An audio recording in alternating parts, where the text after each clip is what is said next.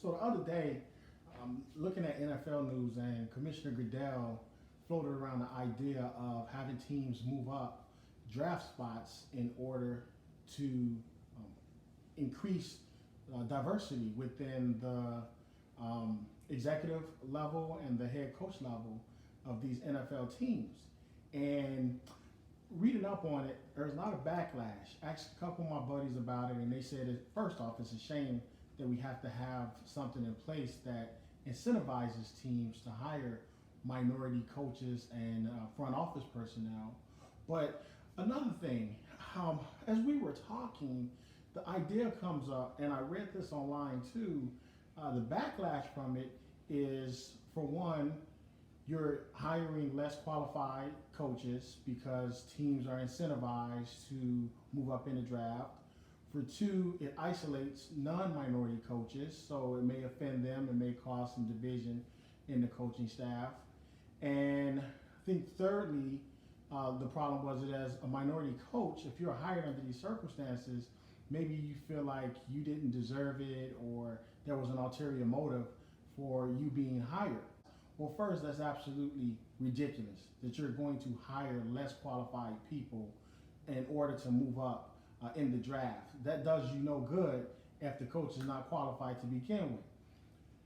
The problem I have is, for some reason, hiring a minority coach or front office personnel is equated to a lesser qualified person.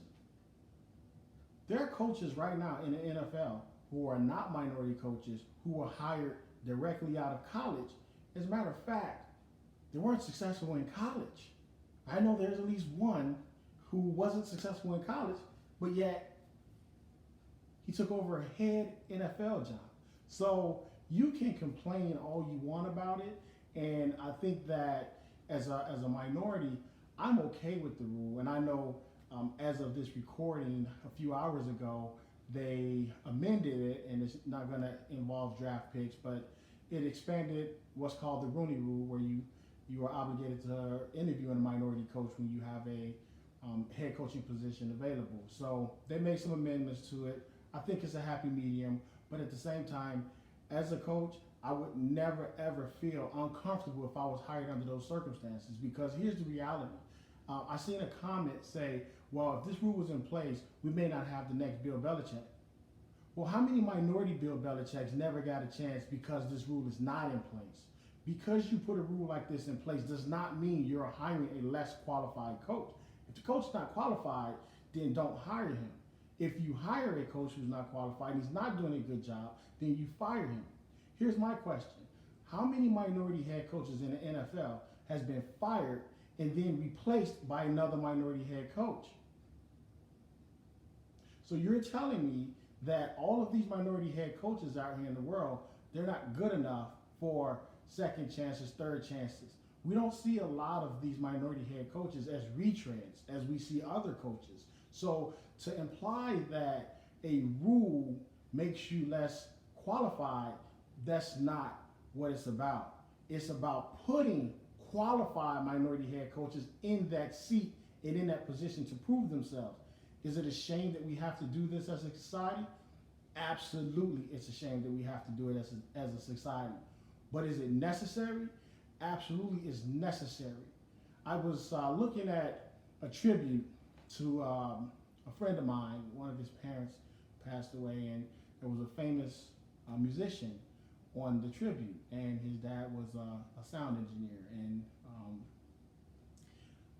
looking at this tribute, this musician came on and says, this guy was one of the best sound engineers in the business.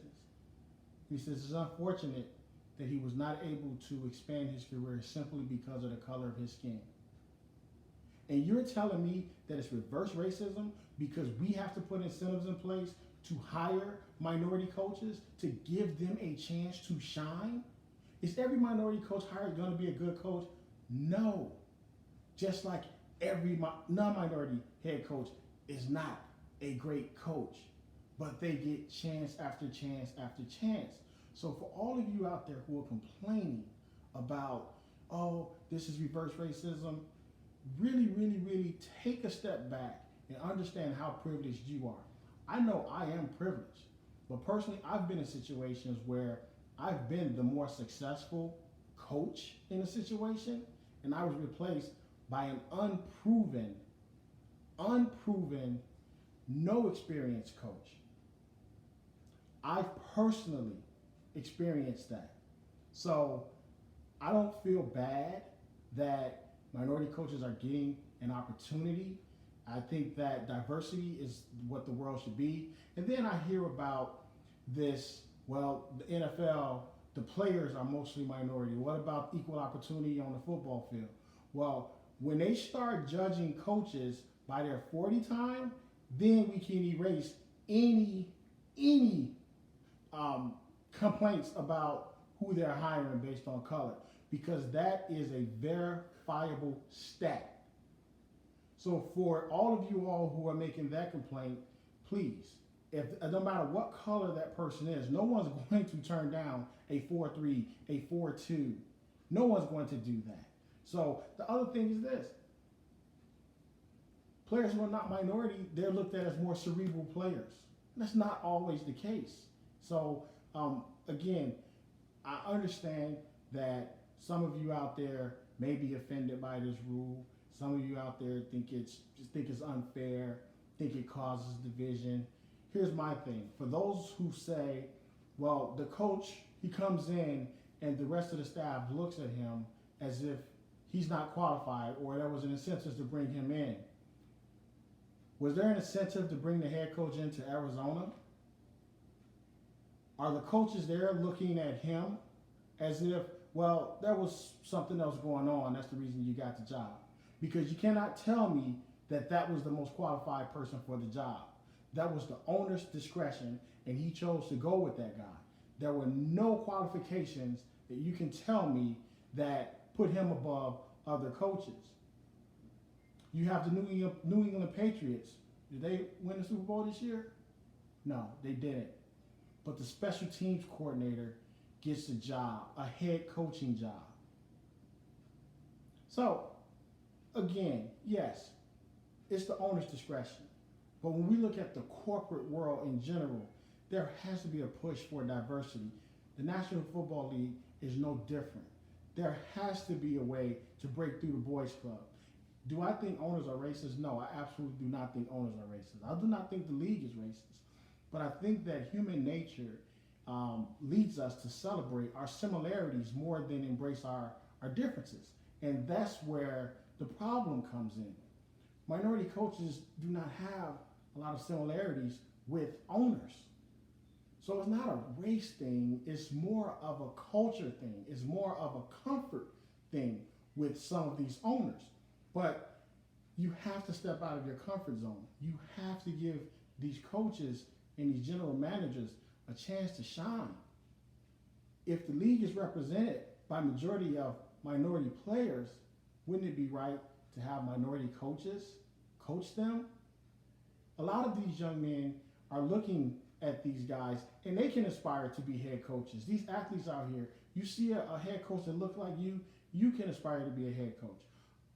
Are minorities looking for the entire front office and entire coaching staff to be all minorities? No, that's not what they're looking for. They're looking for a seat at the table. They're looking for an opportunity to show their skill set. They're looking for an opportunity to not be good and still get another chance after learning those lessons. And you can point to a Tony Dungy. You can point to a Lovie Smith.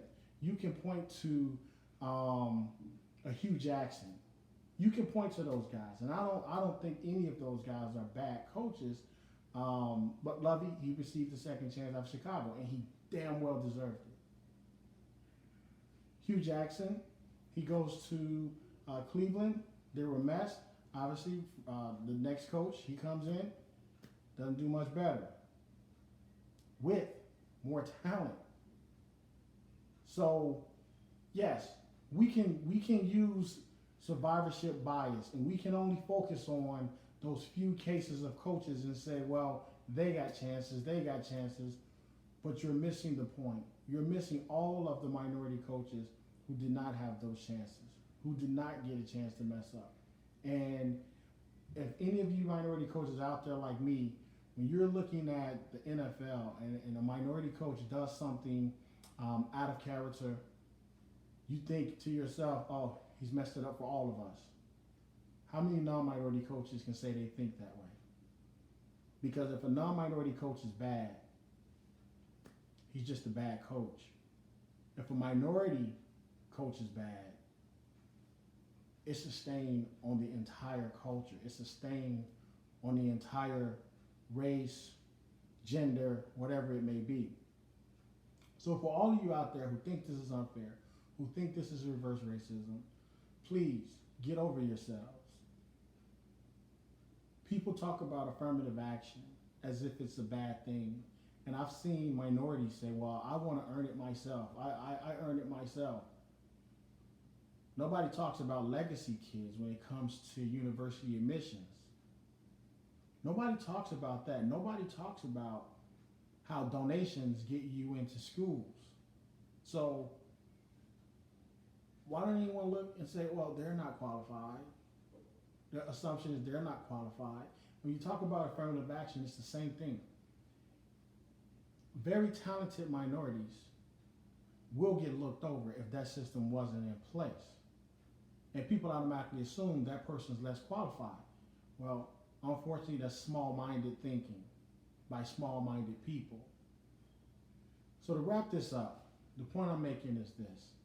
Just because a minority is hired does not mean they're less qualified. You have to start looking across the board and say, why are these people being hired? Minority, non-minority, doesn't matter. Why are these people being hired? Why are certain people being looked over? And then once we start to address that, we can start to get to the root of this problem.